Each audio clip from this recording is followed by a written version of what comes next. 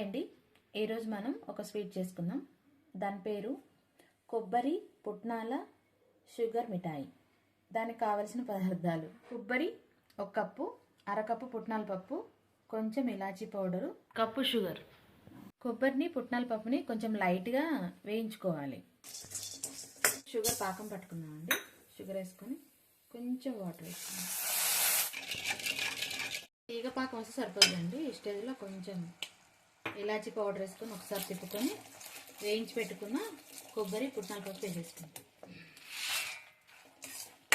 ప్లేట్కి నెయ్యి రాసుకొని పెట్టుకొని దాని మీద ఇప్పుడు మనం కలిపి పెట్టుకున్న మిశ్రమాన్ని దాని మీద వేసేసుకోవాలి. దాన్ని ఇక ఫ్లాట్గా చేసుకొని పక్కన పెట్టుకోవాలి. ప్లేట్లో వేసుకున్నాం కదండి, నెయ్యి రాసుకొని ఒక 1 అవర్ 2 అవర్స్ ఉంచితే ఇట్లా బిల్లలుగా వస్తుంది. తీసుకోవచ్చు.